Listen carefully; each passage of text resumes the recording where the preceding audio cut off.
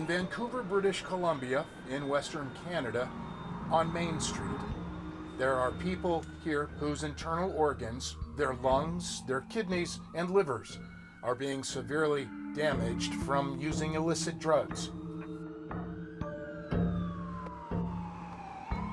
or from addiction to alcohol. Many with addiction here, say authorities, often die before the age of 40, often becoming so sick they require an organ transplant to stay alive.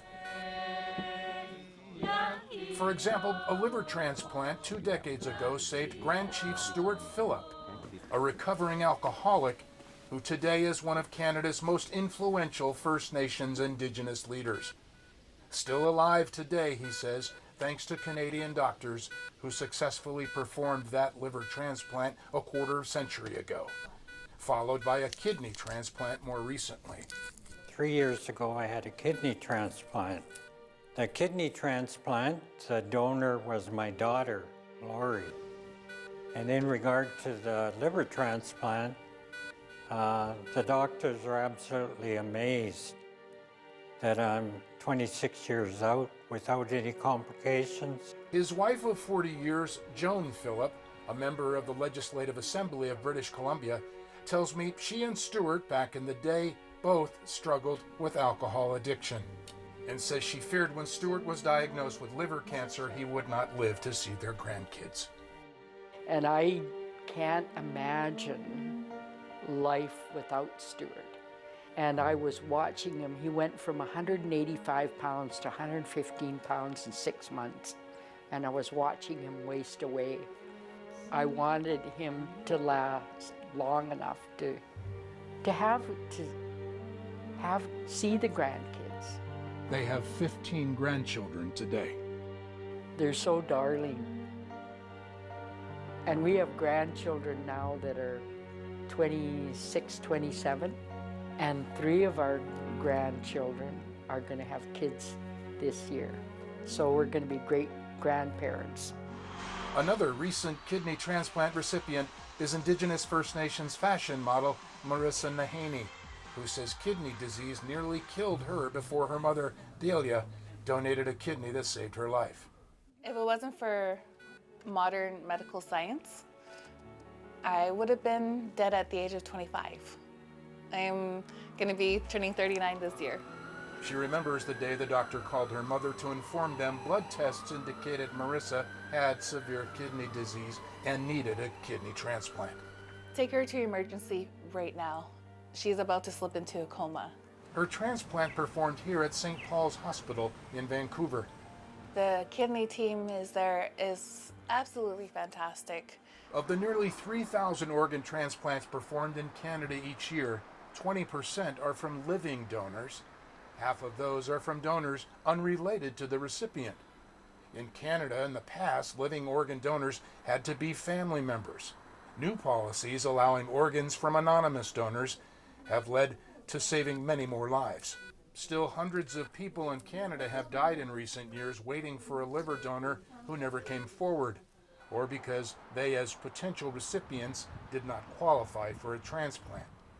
Like David Dennis, for example, a longtime Indigenous rights activist. Grand Chief Phillip says David Dennis was like a son to him, who sadly, he says, could not overcome his addiction to alcohol. David, a father of 5, dying in 2020 at the age of 45. Essentially because he could not give up drinking long enough to be considered a healthy candidate for a liver transplant. That particular organ needs to go to somebody that has prepared themselves in every way possible to ensure a positive outcome of the transplant. Myself being an alcoholic and having lived that lifestyle for the greater part of my life, I know the insidious power of that addiction, and unfortunately, you just cannot stop somebody from using or drinking. Chief Phillip believes Canada's Indigenous people may be less likely to receive liver transplants than non-native citizens because of alcoholism. Alcoholism caused in many cases, he says, from years of suffering racial discrimination and abuse. Chief Phillip's wife, Joan, remembering many instances of racism and abuse growing up herself, one in particular, she says, when she was sexually assaulted at 13 by a non-native man. I suffered a brutal racial, sexual rape at 13 years old. And he made it really clear why. I was a dirty squaw, blah, blah, blah. And all my life, most of my life, I spent, what's wrong with me after that? So I had this horrible feeling of inferiority. I'm terrified of them. Marissa Nahaney says while she's grateful to doctors for her kidney transplant here at St. Paul's, she says she did experience what she describes as racial abuse by a non-native male nurse here during her recovery, who she says let her fall to the floor. I just slammed on a cement floor, and then I became completely exposed. And you know, I'm a very humble person. I'm not one to show myself off.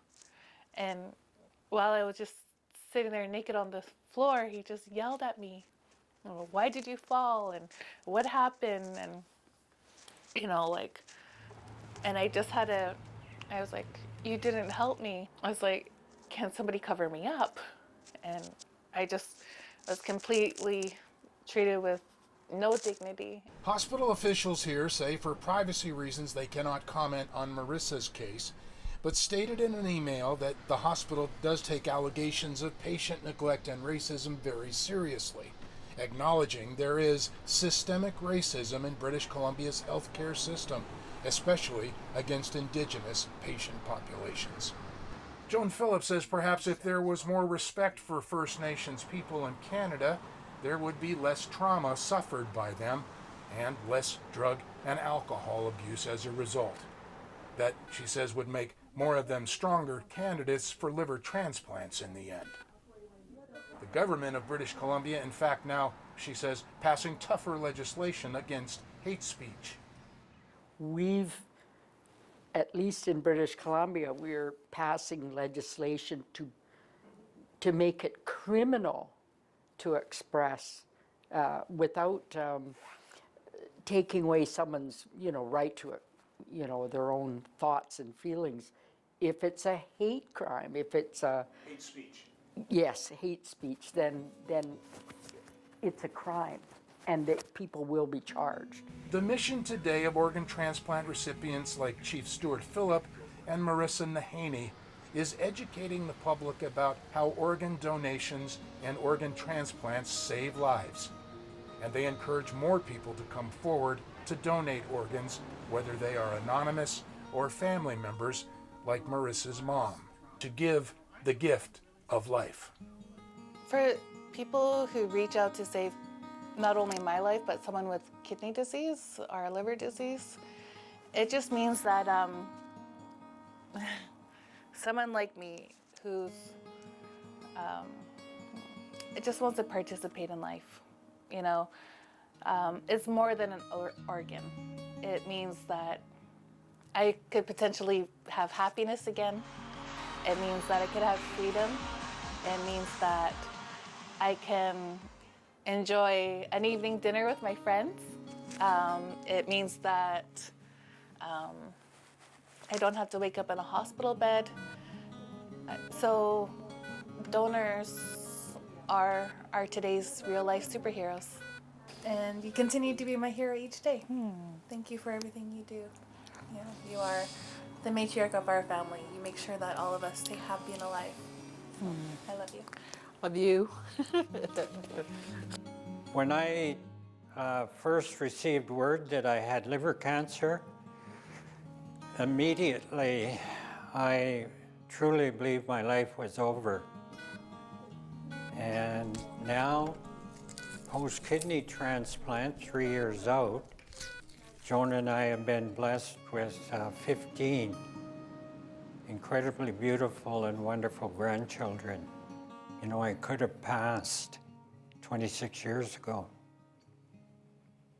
Every day I wake up, you know, I thank our Creator for all of the blessings in my life and the fact that I'm here.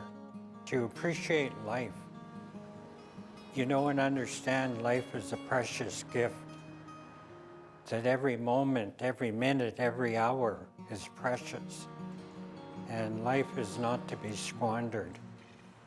It's, I used to complain, you know, it was too rainy, it was too hot, it was too cold.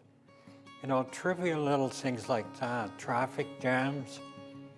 And now, no matter what the circumstance, I'm just so grateful to be here to experience it. To experience and appreciate something as simple, he says, as birds in the morning, that he says he always took for granted before his organ transplants saved his life. So I hear the birds. I never heard the birds before.